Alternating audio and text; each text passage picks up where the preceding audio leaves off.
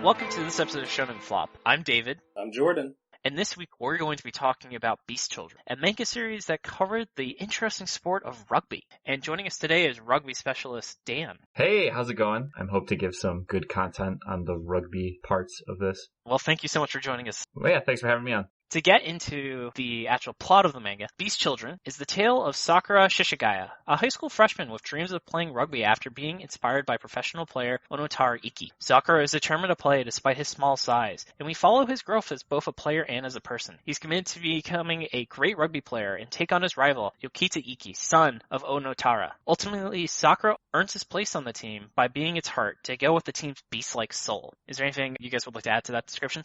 Does he?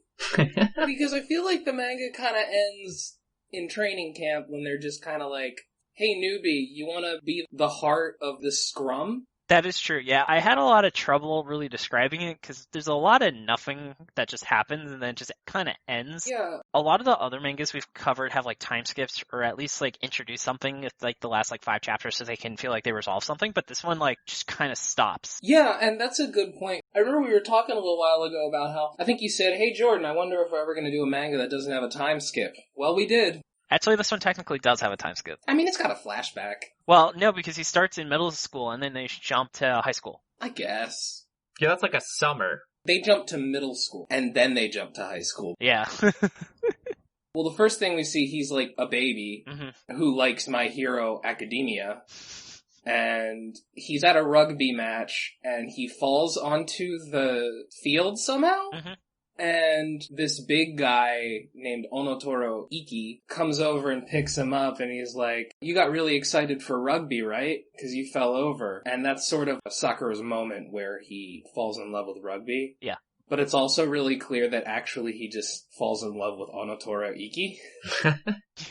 That is definitely an element we will be going into detail. How about you, Dan? Is there anything else you'd like to add to the description? As the rugby expert here, so typically you play game with 15s in the fall, then you have 7s in the spring. I guess like training camp would be like pre-summer going into fall. So it seems like they skip a lot, but it's weird because it's just like they play one game of 15s, one game of 7s, and then they're just like practicing scrums at the end and it just ends. That was just kind of weird. And also, he was playing 14, which is like a wing position. You're a smaller player. There's like no way in hell any team brings that person as the 8-man in scrum. Like that just never happens. Can you give some context of what an 8-man is? So in a scrum, you have the 2 props, the hooker in the front, and then you have the 2 locks that are pretty much like right after the first row. So they're the second row. There's 2 flankers on the outside, and then you have the 8-man in the back. So the 8-man basically can see the whole scrum as it's happening. They have to be really fast too, because when the scrum comes, there's plays where they pick up the ball and run, and then they might give it to the scrum half, and who gets it to the fly half, and then go to the backs. It has to be like a veteran, someone who really knows the game, and like you have to be strong. Like Sakura is not strong at all. Well, he's got very strong legs. Yes. Thick legs. Yeah, everyone has very thick legs in this series. Yeah. To clarify, would you say that, like, the 8th man is, like, the, Quarterback? Yeah, that's what I'm saying, like, the closest to a quarterback type figure? Almost. So the scrum half is more of like a quarterback. So in like normal rugby play, there's going to be a tackle happens, and they didn't really show this at all. I was kind of disappointed, but like I felt like they showed a lot of rugby that like if someone didn't know about rugby, you could understand it. But basically, you get tackled, then a ruck forms, and then the scrum half is the one that cleans out the ruck. What's a ruck? So basically, you get tackled, then you have to place the ball behind you, and then a ruck will form as like what someone on your team that wasn't tackled will go over the ruck to protect the ball. And then like a defender can clean out the ruck, and like that's how you win the ball through rucks is like if the defender cleans out that defending player, they can go grab the ball and steal it. But it's pretty hard because typically you'll come in pods of 3, so you have a person that runs, gets tackled, then you have 2 people to make the ruck. And then the scrum half just comes in, and then we'll take it out to the next pod. So that's mostly forward play, and then the scrum half will be the one that gets it to the fly half. So scrum half is typically the quarterback. Oh, okay. Yeah, it would have been nice to see that. Yeah, right? So, like, that sounds like it might be a little more interesting than what we actually got, which was... I don't know what we got, really. I guess that was rugby. The main character doesn't really seem to know that much about rugby. But aside from just the main character, one of the weirdest characters in this is, like, his friend Sora? Yeah. who I don't really understand what he's even doing here. Yeah, he's a soccer player, and then, like, the entire time I'm reading it, I'm like, oh, he's gonna join the team, because there's, like, a big arc where he's got 6 people and he needs a 7th. Yeah. But then he just doesn't, and he doesn't even show up to their games until, like, the last minute, because the manager, like, called and needed someone to help them. It seems like his only connection to Sora is that they're next-door neighbors, and they just kind of hang out, but he has absolutely no bearing on the plot. Yeah. Except to receive exposition, because he doesn't know anything about rugby. Yeah. That's literally his only point of being in here. Mm-hmm. He's still definitely the best character in the series. Absolutely. Unquestionably.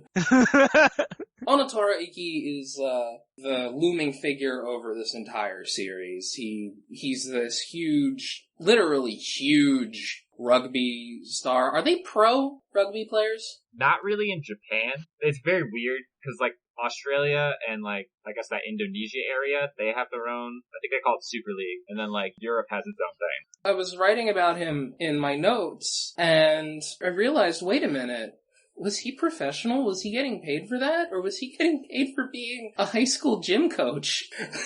Probably the gym coach. That's my guess. Like, I mean... I can't imagine a rugby player gets paid very much. No, not really. Especially in Japan. Yeah. So Yukito is Onotora Ikki's son, and he's kind of an asshole to Sakura, but I don't blame him, because Sakura is fucking annoying. Yeah, he just keeps bothering him, because, like, Sakura is, like, obsessed with rugby, but he just doesn't even know how to play it. At one point they explain kicking to him, and he seems surprised that kicking is in the sport, and it's like, dude, I don't know shit about rugby, I know they kick in rugby. And the big thing, too, is, like, he plays wing, and you're a big kicker. If you play wing, like, you're kicking a lot. So, like, the fact that he doesn't know that is even more dumb. I feel like I'm missing out on quite how stupid this manga is because I don't know enough about rugby. Yeah. It's pretty dumb. But I think you got it. Yeah. We've got the sports game. We got the sports game. All down. All the handball. I love how Yukito is, like, a legit asshole to Sakura, but, like, I don't feel bad. Yeah! Like, for instance, one of the things he does is, like, Sakura is, like, obsessed with going to the same high school as him so they can play rugby together. And he, like, wears Yukito down to say which high school he's going to. And then he tells him the wrong one, like, on purpose, so they don't go to high school together. Yeah, but he still cares about him for some reason. This is, like, the part that I was just so confused by, because he's looking out for Sakura. Like, he sends a message to Shin, who is, like, the captain of the rugby team. And he's like, look out for this guy. He's great. And it's like, what? All they have is that he played tag with Sakura once. And Sakura beat him in a game of tag. Yep. And I think Yukito was impressed by his muscular legs. Mm-hmm. And just told Shin to look out for him. And like, dude, you have no reason to help this guy. Yeah, Shin, though, is, like, complete Chad through and through. Absolute Chad. Oh, total Chad. They're doing, like, the welcome thing, and he just shows up, like, half naked, and he's, like, flexing his body, and he's like, join rugby, where we're all, like, beefy men, and he jumps out of, like, a second-story window because he's getting in trouble with the principal. See, I love that, though. That was hilarious. The way that he does it is, he's standing next to Sakura, and then he looks at Sakura's legs, and he's like, wow, you have really strong legs. Here, let me wrap this string around your leg, and I'll jump out of the window holding onto it. And then it breaks, and Sakura's just like, what were you doing? Yeah. Sakura, who's wearing long slacks at this point. The last character, I think, of note is Onotora himself, where he's just this, like, really, like, amazing rugby player, apparently. We don't actually really see him play, and he just inspired Sakura, and apparently he's got some medical condition that causes him to just die on the field after, like, a really intense game. Yeah, what the fuck? That was so confusing. So the way they set it up is it's like, he played even though he was injured, and he died from his injuries right after the match. Like, there's a scene where, a reporter goes up to him and is like, starts asking him questions, and he's like, fuck you, let me just tell you my last words, basically. And then he just dies.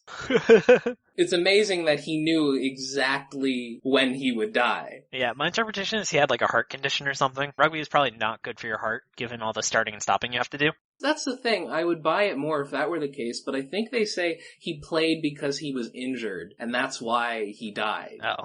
Stupid. Yeah, it's really dumb, and they don't explain what the injury was. It's calling on you to remember, oh yeah, I remember when I watched a movie when that happened, and that was sad.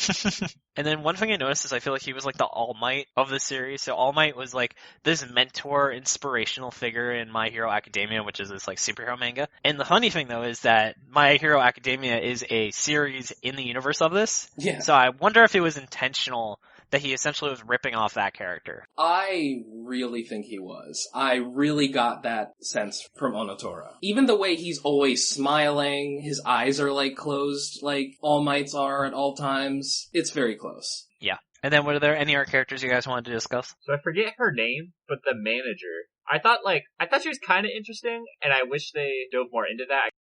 Kind of wish they dove into her a little bit more. When you first see the rugby team, they imply that each member is important in their own way, and each member is like, Shin specifically says, you're my claws, and you're my eyes, and you're my legs, and I'm the heart. But like, we never learn anything about those characters. Nope. So yeah, there's really no other characters to talk about. It's true. That's a good point. We'll go into detail in the why it failed section. But the next part I'd like to talk about is the manga details. Yeah. So just for context, this manga was created by Kento Terasaka. There really isn't much known about him except he made a mini-series called Ringo, which was 4 chapters, and that was also about rugby. Oh. As far as I can tell, it's never been translated. Oh. I don't know if it's any different, but the art actually seems to be better. Not that hard. Yeah, and so this series, though, ran from May 26, 2019 to December 1st, 2019. It was 27 chapters, making 3 volumes. And in terms of popularity, oh boy, I think it capped out at like 14th place, which for context is usually you're ranked out of probably 15th or 16th. So this series, at best, I think came in 3rd to last place. So at best, this was just barely not on the chopping block. I actually am very surprised it didn't get canceled faster, because it actually 27 is a lot longer than like Golem Hearts and Zipman, which polling-wise seem to have done better. Yeah! Like, for all the shit I said about Golem Hearts and Zipman, they're better than Beast Children. Yeah. So, the Rugby World Cup was in 2019, and it was actually in Japan from September 20th to November 2nd. So this like overlaps when rugby is probably at its height in Japan. And then if you go back to 2015, they like kind of shocked the world in the World Cup and they beat South Africa, which is just like huge. They don't get out of group stage, but then fast forward back to 2019, Japan wins every game. They beat like Ireland, and then South Africa kind of beats their ass in the quarterfinals. But I don't think they've ever gotten that far. Damn. And like when the World Cup is in your country, it's gonna be like everywhere. So I think that's kind of why this manga was released at that time. That's interesting to bring up because this is not the only recent rugby-related piece of media from Japan. There's also one called Tri Nights that's on right now and is also apparently very bad. So it seems like rugby is having some kind of surge in popularity in Japan, which is kind of interesting. Yeah, I would agree. Are we really going to stop our rugby manga in the middle of a Rugby World Cup? Yeah. Just doesn't seem smart. Dan, when does the World Cup end? It ended November 2nd. Okay, so pretty much what happens is once you get canceled, you get like 3 chapters to wrap it up. So literally they canceled it as soon as the World Cup ended. Oh, wow. Yeah, because the last issue was December 1st, so they said, all right, you're done. That's just so mean that like literally they were like, we were artificially keeping you in the magazine because of this. And yeah. I'm going to say 100% that's why he got past like 15 chapters was because of his timing. You know what, man? If it was a little better, I might feel bad about him, but that guy got lucky. Okay, so why don't we get into why we feel this way about Beast Children? Jordan, why don't you start us off with discussing the art? Wow, the art sucks. Yeah. It looks like some DeviantArt level shit. So something that kept bugging the shit out of me was that I think he drew the rugby ball once and just constantly edited that one image of the rugby ball, making it bigger or smaller, and just putting it in different images because it's the same drawing every time. Yeah. And it looks horrible. Yeah, it really does. The most shocking thing So this is something that happens a lot in various types of manga. It's a technique from anime when you show a character talking from the side and you want to have them talking. A lot of anime, if it's cheaper, will draw the profile of the person's face with their mouth closed and then just kind of have a mouth talk like next to it. It's hard to explain, but if you've seen Pokemon, you've seen this. I call it the Dominic Deegan mouth because that happened in a terrible webcomic called Dominic Deegan. Here's the problem. A lot of manga, especially this manga, does this a lot, and you don't need to because you only have to draw that profile once. Yeah. There's no reason to use it. It just looks bad. Mm-hmm. This manga especially gets it really bad because they put the mouth so far back sometimes that it just looks like there's a weird mouth on the guy's cheek. It's bad. I also noticed that there is a lot of weird, consistency issues. For instance, everyone's just very disproportionate. There are people with giant torsos or legs, and then their heads are, substantially smaller than they should be. Or, people's eyes just look like they're, sliding off their faces. Yeah. The artist does not have a solid grasp of human proportions. Yeah, even I was, catching some pretty blatant anatomy mistakes. Yeah. One scene that really caught me was, they're playing a game, and he, steals the ball, and then he just gets tackled by a dude who pretty much got teleported into a spot so he could tackle him. Because there is no setup for this guy being anywhere near him, and he just pops out of nowhere. They show him, by himself, and then he just gets tackled. Absolutely. This manga is very bad at consistent storytelling.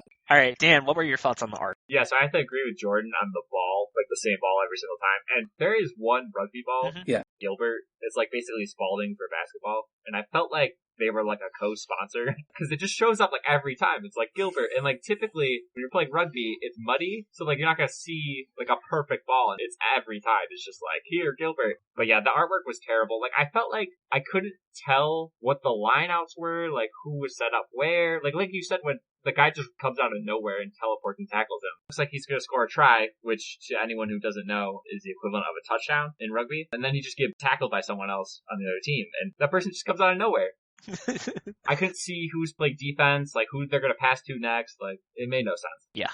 This manga does not care about the placement of the characters. It doesn't really treat these characters as if they're characters so much as they're just kind of props, which I guess is a rugby pun, facilitate the actual game. So as a result, there's no sense of space when they're playing the game, which is a real problem with rugby. Yeah, agreed. Mm-hmm. I haven't read it in a long time, but I feel like iShield 21 does it a lot better. I think we have talked about iShield 21 in every single episode so far, which is well-deserved because it's extremely well-written, it's very well-drawn, and it's extremely interesting. And whenever we discuss all these shonen sports mangas that just feel like they're missing a manga element to them, that's because iShield 21 just did everything so well that it's kind of impossible to do anything in the space without being compared to iShield 21. And I feel like series like this and Robot Laserbeam, where they didn't want to be compared, just suffered because they're losing all of these kind of tropes or concepts that they can't build off of. I don't know, David.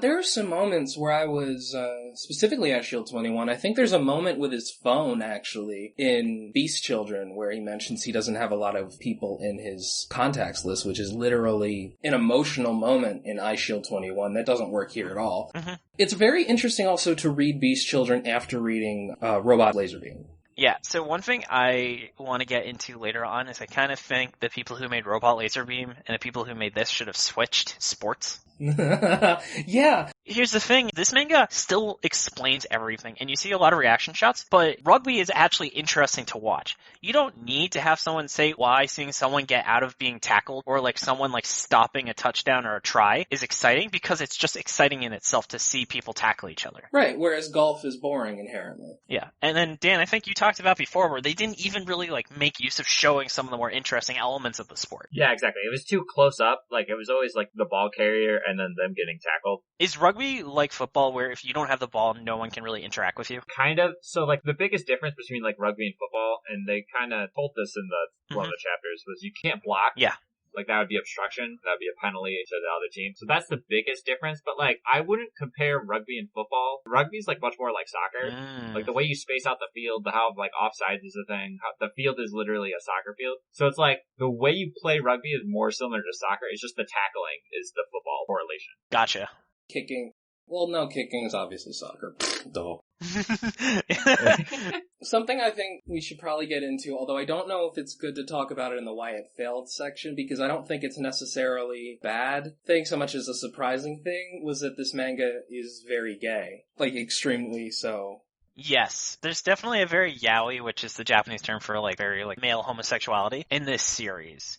I mean, I think it's good that there's more gay stuff in Shonen Jump and stuff. I think that's fine. I mean, I wish it was better than this, but it's just kind of strange, like, because the thing with Sakura is that they play it up like he's a big rugby fan, but I think he's just gay and into touching guys. But it's also the only part of rugby that he constantly talks about is tackling. True. And, like, running into the other guy at, like, full speed. Yeah. And it just really feels very horny, I guess, for lack of a better term. He doesn't know shit about kicking, probably because it doesn't involve touching large, muscular men. That's true. It honestly feels like he doesn't realize that that's why he likes rugby. The way he looks at a lot of these guys, you can't interpret as any way other than, oh, he's into them. Do you think, like, he has a crush on the main rugby guy, or was that more of a father figure? Because one thing I noticed is that his father actually doesn't show up. His mom shows up maybe 2 or 3 times, but we never see his dad. You mean Onotora, like the original large rugby guy? Yeah, All Might. Yeah, All Might.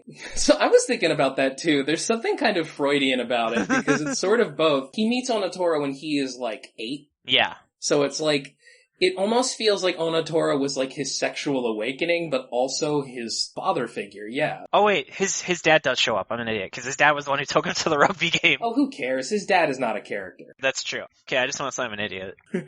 All those people who are gonna read Beast Children go like, wait a minute! His dad's right there! I thought David did his research! What the fuck? I'm never listening to Shonen Flop again! Oh, talk about a real flop. This is Jimmy Stewart. Yeah.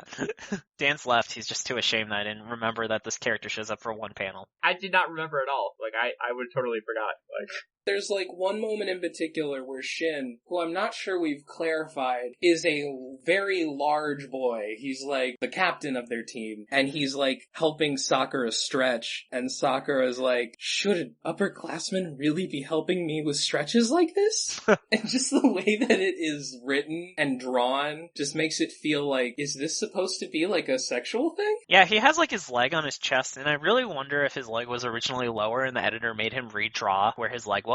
Let me read the dialogue that happens while Shin is stretching Sakura's leg and is on top of him. He says, he's huge. Even though there's only 2 years difference between us, I can't believe how large he is.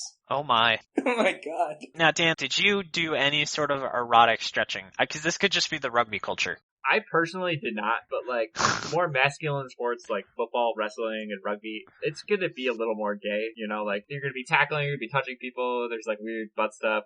Wait, what? Right, a scrum, if you're locked, your head is going straight into like 2 guys' asses. Yeah. And then also, I briefly played in Portland, I didn't really play that much, but like in Portland, Oregon, there was a specific like LGBT team called the Portland Lumberjacks, and they were like an all like gay team. Of course they're called the Lumberjacks. The Lumberjacks is a great name for a gay rugby team, honestly. Oh, absolutely. Yeah.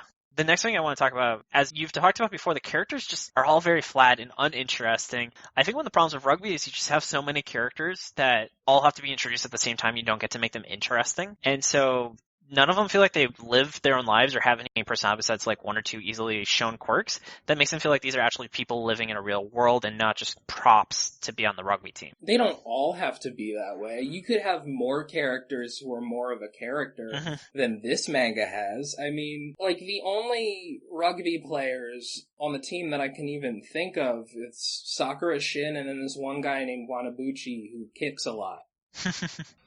That's it. Yeah. I don't know any of the other characters, but yeah, they're just very flat. The other big character, Sora, he finally starts to get some character development during the last couple chapters when he joins the training camp. And then suddenly they introduce a bunch of other first years, and it's a very weird thing where it almost feels like the manga is trying to reset itself. Yeah. I really felt like the plot just kept meandering. Like, they have, like, that 14, and then nothing seems to come of it, and then they have the 7, and they make, like, this big arc of the 7, and then nothing really comes of it, except, like, seeing, his rival again. And I just, like, to be honest, like, it was really hard for me to describe the plot summary in more than, like, 2 sentences, because just nothing happens. If we're meandering and you're listening to this and going like, man, it doesn't really sound like I can't really make heads or tails of this plot, that's because we can't. Yeah, I honestly can't tell you what happened in the series besides him, like, trying to join the rugby team and playing rugby, like, once. Yeah. I also got the sense it was interesting going from RXL to this. Right, RXL, I mean Robot Laser Beam. Our listeners, they're down with the RXL. Yeah. But Robo very clearly had autism. Yeah. Sakura has ADHD. Constantly like, oh wow, he can't focus on anything. He's off in his own little world. Exactly. And I think that ties into the fact that the series has, like, no goal. Because one of the things I've noticed in the way I describe it is the main character wants to do this. Like, Zipman, he wants to be this hero. Jack, Golem Hearts, he wants to be the greatest Golem Arcanist in the world. Robot Laserbeam, he wants to be the best golfer in the world. But Sakura never says he wants to be, like, the world's best rugby player. He just wants to tackle people. Sakura wants to lose his proverbial virginity. Because the way they talk about tackling, I'm dead serious, it really does feel like he's like, I want to fuck Yukito. How about you, Dan? What were some elements that you would say you particularly didn't enjoy about the series? It is hard to make 15 rugby players, like, prominent in your series, or just showing, like, hey, like, here's some context, here's some, I guess, complexity. But I just felt like the characters they did show, they were not complex at all, really. Like, Sakura is just like this energetic ADHD guy that's just running around trying to do everything. Oh, no. I forget his name, the captain. Shin Kujirai. Yeah, he's just like this macho man that's just like, yeah, I love rugby, blah, blah, blah, like, let me take my shirt off, all that stuff. And then, like, Yukito's just silent, like, rival dude that is, like, kind of fine, but, like, not really, and also tries to help Sakura, too, so it's just, like, it's very bland character development. And I think the biggest problem is they play too much rugby. Like, it was like, a game was like 5 chapters. You need some dialogue that isn't like, tackle him! That is so fucking funny because up to this point, David, you described this manga to me as the rugby manga where they don't play rugby. Well, they don't play their, like, first real game until, like, 4 months into the series. Yeah. Also, I want to point out something that really fucking bugged me that you just reminded me of for some reason. We don't learn until the last chapter that Sakura got permission from Onotora Ikki to call him master. The whole premise of the school that he's going to is that Onotora Ikki trained them all and was very close to them and was like a father figure to every single one of them, and he dies. And then all of a sudden this fucking kid named Sakura shows up, he starts calling him master and telling them like what Ikki would have wanted or shit like that. I would have fucking punched that kid. Fuck you. You don't know Onotora Ikki. That guy was like my dad. Mm-hmm. And now you're like, oh, he's my master. You didn't know him. What the fuck? Like, I don't understand. So Shin, like, sticks up for Sakura, and he's like, he's really helping him all the time, and is very nice to him, and I don't understand why. Yeah. Like, maybe if it would have been cool if he had watched the tackling scene, where at the start of the series, we have a very generic moment where Yukito is like, oh, if you can tackle me in 5 minutes, I'll tell you what high school I'm going to, which is funny because he lied to him anyway. We see though Sora watches them play, and it would have made a little bit more sense if the captain had seen it too. At least it would have given them some sort of reason for why he felt a particular connection to see this guy like really trying and busting his ass against an opponent that's so much better than him and persevering. Yeah. They did this same thing in Robot Laserbeam, but it worked so much better. Mm-hmm. There's no character work done on Sora at all until the last 2 chapters, but he's there the whole time. I got the sense that Sora was like a weird author insert. Mm-hmm. He only exists to receive exposition and look like he knows more than what he's letting off, but he doesn't. I think my favorite Sora moment is where he's looking at this guy and you think, oh, he has a crush on him, and the guy asks him about it, and it turns out, no, he's not gay, he's just racist, because the guy's black and he's nervous about it. Yeah, it's an extremely token black person that shows up, just so he can be like, oh, we're different races, because otherwise everyone's Japanese. They have, like, a moment where they, like, zoom in on this character's face, and they're like, in the rugby scrum, it doesn't matter your race. And it's like, dude, you've just introduced that character. That has not been a theme in this manga up until this chapter. Yeah. What are you talking about? There are a lot of moments that try and be emotional that just, it does not earn at all. The manga does not earn any. Yeah, this manga doesn't earn a single thing. There is not any build up to any moment in this series. No. You could literally read any chapter, and any moment would feel just as impactful if you had started from the first, or if you just jumped to like chapter 20. You could cut out those final 2 chapters completely devoid of context, and I think they would be just as cohesive as they are in context. Yeah. You could just kind of cut out anything, because it's just like games. Like, they just play. So it's just like, okay, there's too many chapters for one game. And it's just like, if you pick it up, especially if you're reading this like live, I feel like it's hard to remember what happened in that game. I can't imagine reading this week over week. Oh my god. I'm just thinking, though, how this had 27 issues and, like, the Golem Hearts guy, where, like, if he'd had, like, 10 more chapters, he really could have made something. And he's like, are you fucking kidding me? That this bullshit rugby manga where nothing happens got 27 chapters and I only got 15? I would be so mad if I was the Golem Hearts guy and I read this shit. Yeah. This writing is like fan fiction level. This is some high school AU bullshit right here. If this was made by like a 17-year-old in high school, I would have been very impressed. I truly do not understand how this met the quality standards for Shonen Jump. It is not a proud moment for Shonen Jump. Yeah, spoilers. I have a strong feeling this was a flop, but we'll see. We'll see. Loyal listeners will be able to probably guess where this lands on the ranking. Mm-hmm. The last thing I really wanted to discuss was also the series just does a terrible job of explaining rugby. Yeah. One moment that really stuck out to me is he shows like a diagram of the different positions and he has like the acronyms and stuff, but then he refers to them as numbers. And I'm like, why did your diagram not have the numbers you are referencing on it so we could understand what you're talking about? Yeah.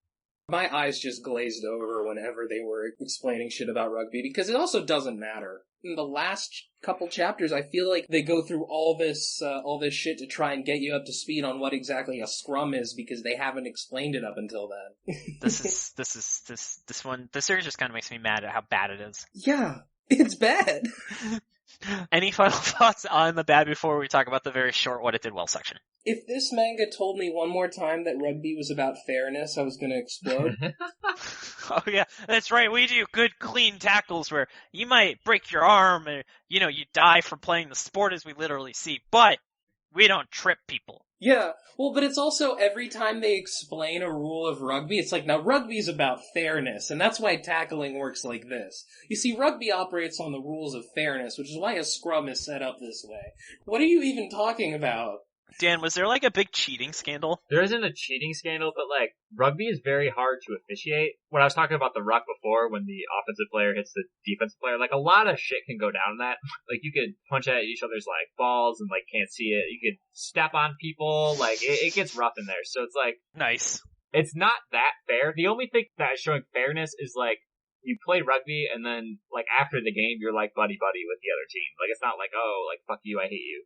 Oh. Yeah. This manga's idea about what fairness is seems to... You know that thing at the end of kids' soccer games where you all line up next to each other? Yeah, good game, good game. Yeah, good game, good game. This manga seems to say that, like, that is the epitome of fairness. Yeah. Well, they literally do that, too. Where they gave, like, thumbs up or bow. And it's like... I just remember how they were like, oh... It was like if the ball went backwards or something, like, this rule is just broken too many times, we just don't care anymore. Dan, do you remember offhand what rule I'm thinking of?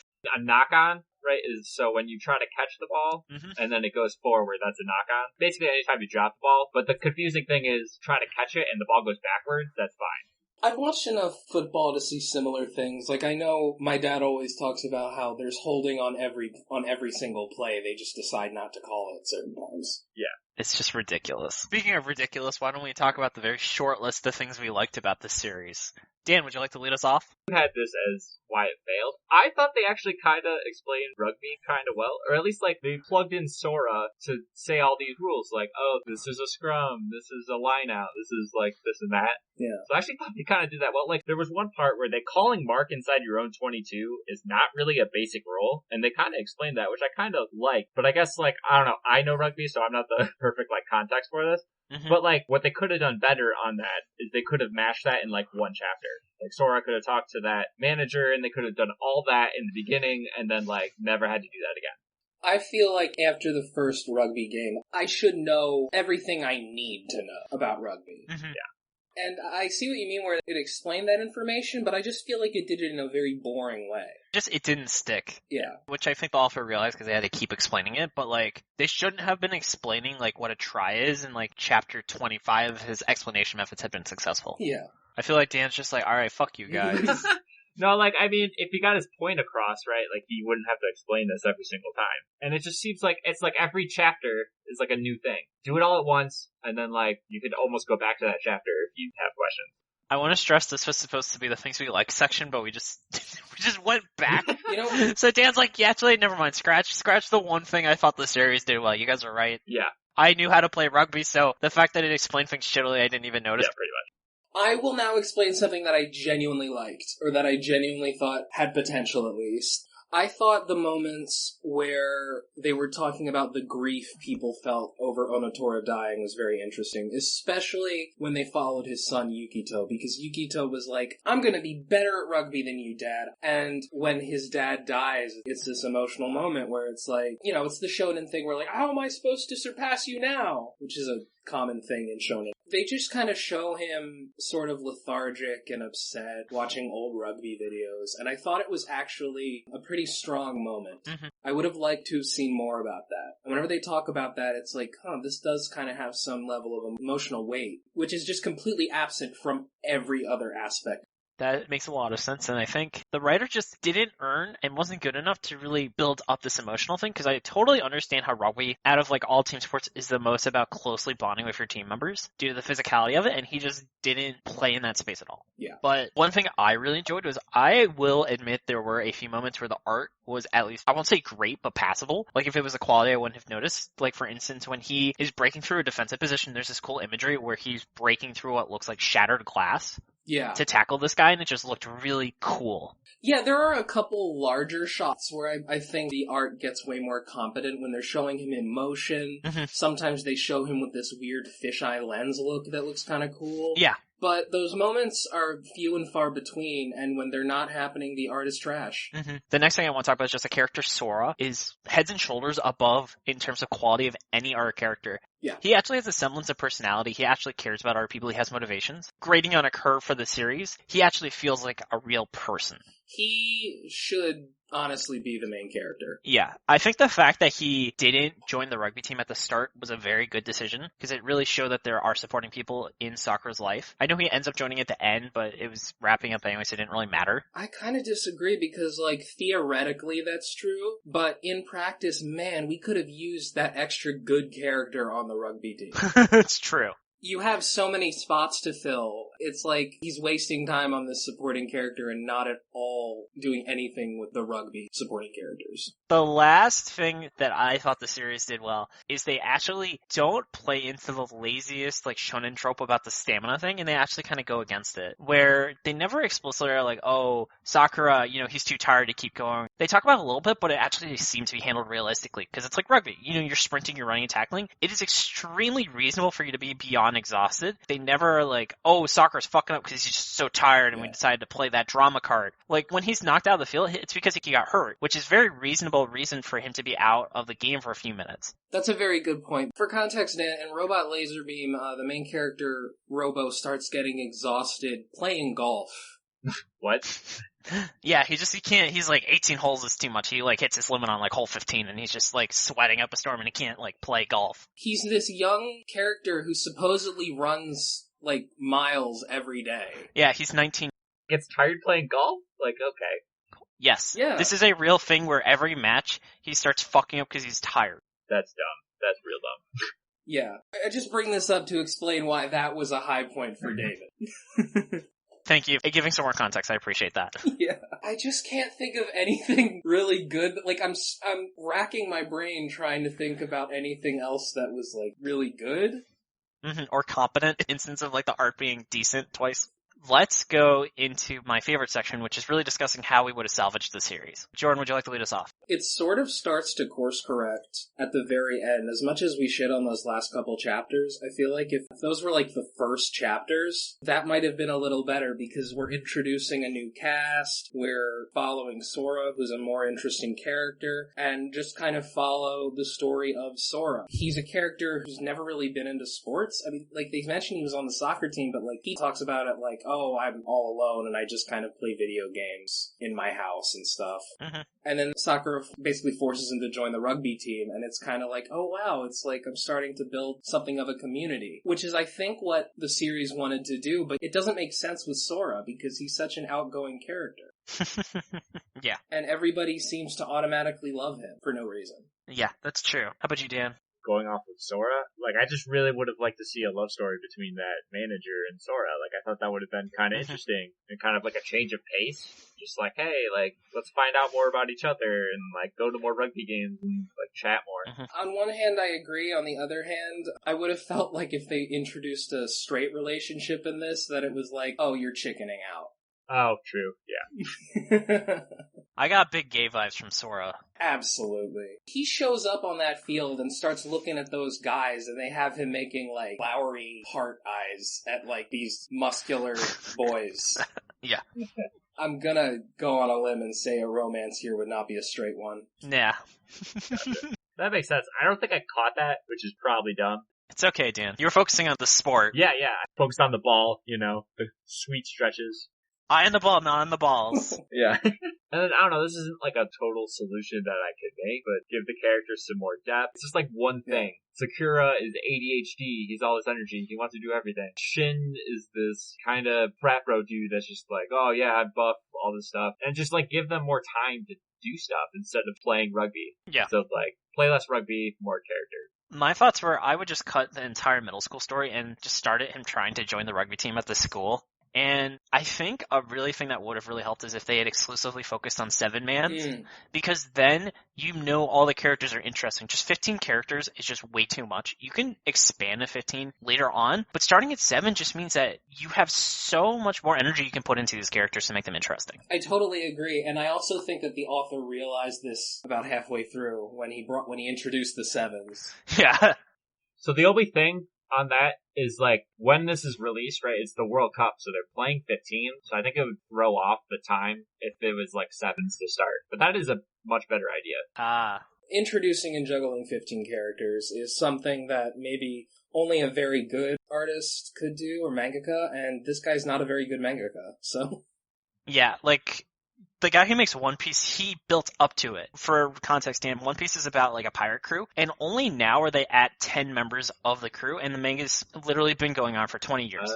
I'm currently trying to catch up with it. I am, like, 300 chapters in. There's 1,000 chapters in this thing. How many people are on an average football team? There's 11 on the field. iShield 21, like, the dude just gives up and he's like, yeah, there's just like 4 characters that they just don't matter, and that's like the joke about these characters, so they just focus on like 6 members of the team that people actually care about. Oh. No joke, there's one character where his special abilities people forget he's on the field. And so they use him for like interceptions and like long Hail Marys because no one even noticed he was like standing at the end of the goal. Completely forget about that guy. The series is so good. We keep bringing it up because it's just very good. And it's also the only sports manga I've ever read until we started this show. So when I talk about sports manga, I just bring up iShield.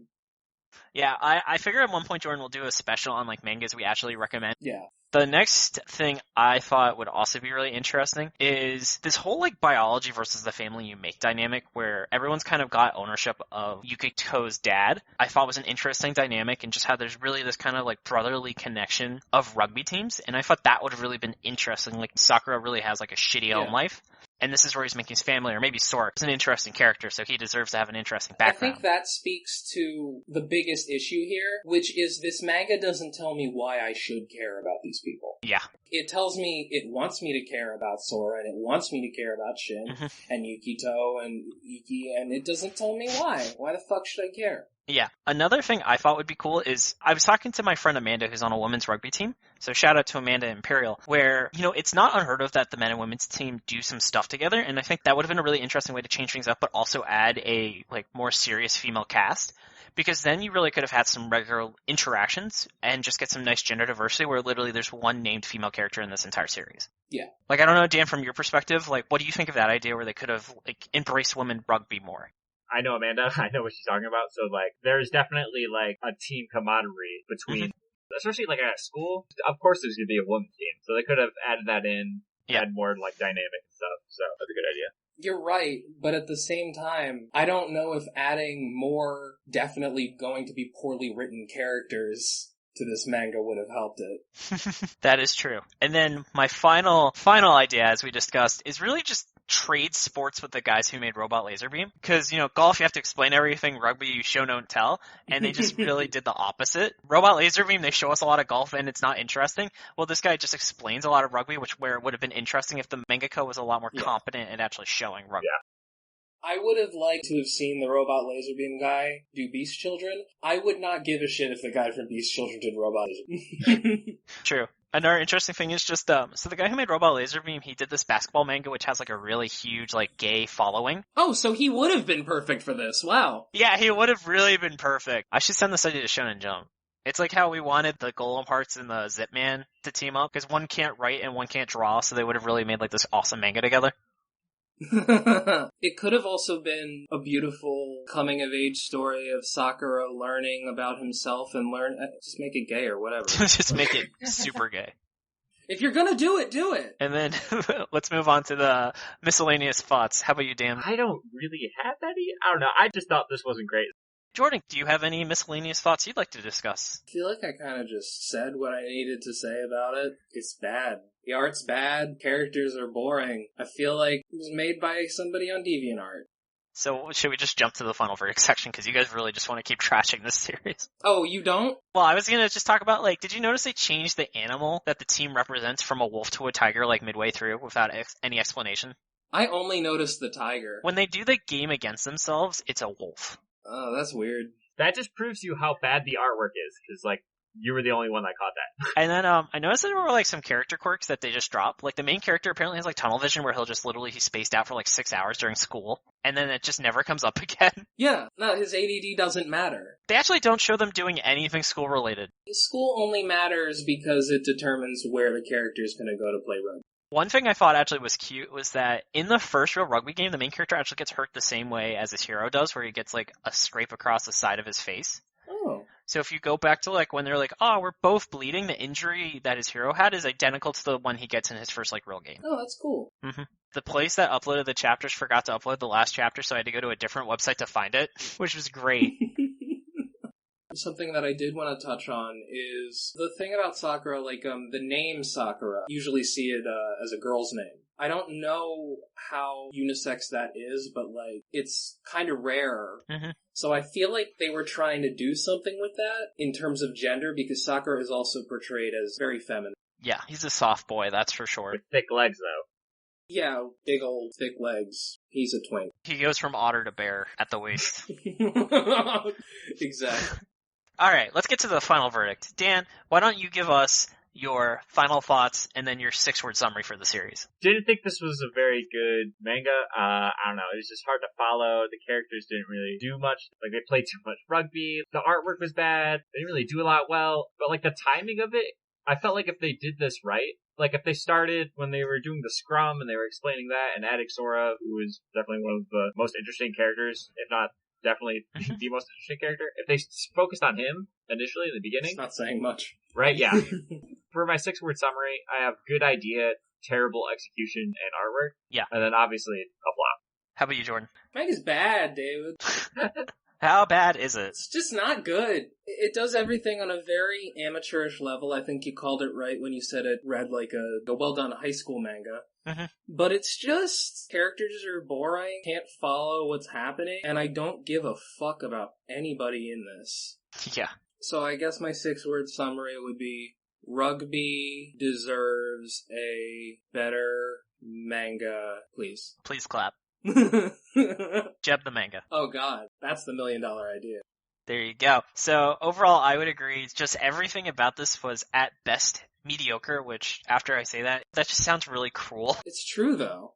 They took a sport I would think would be able to be made into an extremely interesting shonen manga, similar to how iShield 21 handled football, and they just completely fail in every single possible way. None of the characters matter except for Sora, who isn't even the main focus. There's no overall focus to the series. It's a struggle to even talk about what it was about. It's not made me any more interested in rugby than I was before, which, Robot Laser Beam actually made me be like, I could play a round of golf after reading this. This has made me not want to have any interest in rugby. I arguably care less. Sorry, Dan. It definitely did a disservice. And then I would say in 6 words, small bean with big rugby dreams. Oh, that's good. That's good. That was the first 6-word summary I thought of, and I was like, all right, well, I've done it. Yeah. Mission complete. I mean, I don't think it's accurate because you left out that it's shit, but... Shitty bean. Shitty bean. And then I would say this is 100% the most certified flop we have ever read. Absolutely. Not a flop, it is a certified flop. It's like Rotten Tomatoes says certified fresh. This is complete horseshit. Don't read it, even if you were just interested to see how bad it is. It just sucks. Yeah, and I just still feel really bad for the Golem Hearts category. Could have gotten 10 more chapters instead of this shit. And then, so Jordan, how would you say this compares to Robot Laserbeam as the best manga we've read so far? Oh my god. Especially to compare it to Robot Laserbeam, which does a lot of the things that this manga sets out to do, but just does it so much better. Yeah. Like, at least the early parts of Robot Laserbeam just accomplish so many of the same emotional, story-driven notes that this one wants to do and just flops entirely. Yeah, so Robot Laserbeam actually will be the first series to keep the crown. Woohoo! Shout out to Robot Laserbeam for being decent, but still not that great. But better than this. For being good in comparison. Yes, gooder. Gooder in comparison. Robot Laserbeam is gooder than Beast Children. Yes, I co-sign that statement. So Jordan, there's rumor that there is a competitor podcast in the space that you want to talk about. You mean our rivals? Yes, Shonen Fiasco. So, funny story here, after we put out was it the first or second episode that we... I think it was Robot Laserbeam. Yeah, so after Laserbeam, we got a notification on Twitter from somebody who was very angry because they had come up with an idea for a podcast about canceled Shonen Jump manga, and they were gonna call it Shonen Flop, and they had a logo and everything, and they'd been working on it for a few months, and just at the last second, we sniped them. Yeah, we came out like a month before they were ready to launch. Yeah. Damn. I know, right? I know. That's crazy. So I'm really glad I snagged all the Shonen Flop stuff. Yeah. Yeah, you got the website too, so it's like, you're set. Yeah. They were very amicable about it. It was more of like a joke, so they've renamed it. It's still a really awesome podcast. We're going to be doing a crossover episode soon, and you can find them at the link in the description below. And then I, as always, want to give a shout out to the Weekly Cooldown. Super awesome podcast. I plug them every week just because it's just done by such an awesome guy. Link in the description below. Definitely worth checking out. And then I also want to talk about 2 new things. The first one is a newsletter that is done by my friend Kevin LeBuzz called Below the Line. And what he does is every week he really looks at kind of really interesting developments and how they impact business. An issue I thought was really exciting was he talked about Joe Rogan and how his impact with the Spotify deal and really what it means for the entire podcasting industry. You can find a link to that, of course, in the description below.